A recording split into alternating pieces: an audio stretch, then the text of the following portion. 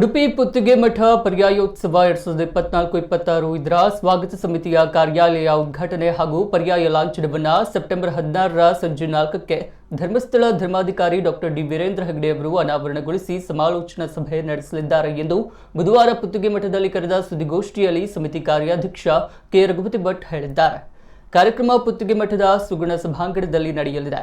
ಪುತ್ತಿಗೆ ಸುಗುಣೇಂದ್ರ ತೀರ್ಥ ಶ್ರೀಪಾದರು ಚತುರ್ಥ ಬಾರಿ ಕಿರಿಯ ಯತಿ ಶ್ರೀ ಸುಶೀಂದ್ರ ತೀರ್ಥರೊಡಗೂಡಿ 2024ರ ಜನವರಿ 18ರಂದು ಪರ್ಯಾಯ ಪೀಠಾರೋಹಣ ಮಾಡಲಿದ್ದಾರೆ ಎಂದರು.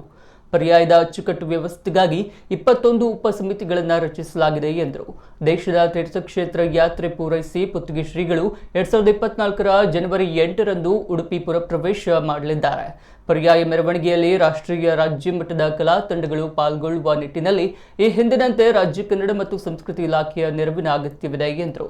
ಸುದ್ದಿಗೋಷ್ಠಿಯಲ್ಲಿ ಕರಾವಳಿ ಅಭಿವೃದ್ಧಿ ಪ್ರಾಧಿಕಾರದ ಮಾಜಿ ಅಧ್ಯಕ್ಷ ಮಟ್ಟಾರು ರತ್ನಾಕರ್ ಹೆಗಡೆ, ಉಡುಪಿ ಜಿಲ್ಲಾ ಸಹಕಾರಿ ಯೂನಿಯನ್ ಅಧ್ಯಕ್ಷ ಬಿಜೆ ಕಶೆಟ್ಟಿ ಇಂದ್ರಾಳಿ, ರಂಜನ್ ಕಲ್ಕೂರ ಮತ್ತಿತರರು ಉಪಸ್ಥಿತರಿದ್ದರು.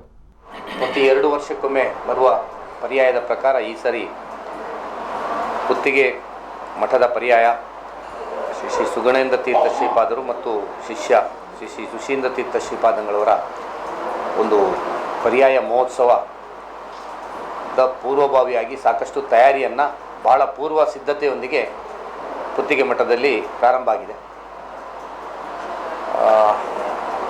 ಇದಕ್ಕೆ ಪೂಜ್ಯ ಸ್ವಾಮೀಜಿ ದ್ವಯರಿದ್ದು ಈಗಾಗಲೇ ಗೌರವಾಧ್ಯಕ್ಷರು, ಅಧ್ಯಕ್ಷರು, ಕಾರ್ಯಾಧ್ಯಕ್ಷರು ಮತ್ತು ಪ್ರಧಾನ ಕಾರ್ಯದರ್ಶಿಯನ್ನು ಸ್ವಾಮೀಜಿಯವರು 14-7ನೇ ತಾರೀಕಿಗೆ ಇಲ್ಲಿ ತಮ್ಮ ಸಮ್ಮುಖದಲ್ಲಿ ಘೋಷಣೆ ಮಾಡಿದರು. ಆನಂತರ ಸ್ವಾಮೀಜಿಯವರ ಮಾರ್ಗದರ್ಶನ ಪಡ್ಕೊಂಡು ಪೂರ್ಣ ಸಮಿತಿಯನ್ನು ಈಗಾಗಲೇ ರಚಿಸಲಾಗಿದೆ.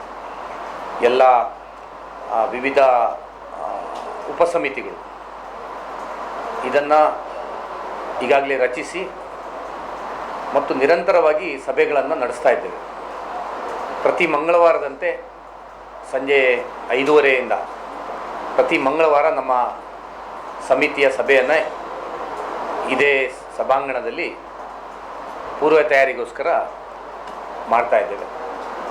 ಮತ್ತು ಉಪಸಮಿತಿಗಳು ಈಗಾಗಲೇ ಹೊರೆ ಕಾಣಿಕೆಯ ಸಮಿತಿ ಇರ್ಬೋದು, ಅಥವಾ ಸಾಂಸ್ಕೃತಿಕ ಸಮಿತಿ ಇರ್ಬೋದು, ಆರ್ಥಿಕ ಸಮಿತಿ, ಹೀಗೆ ವಿವಿಧ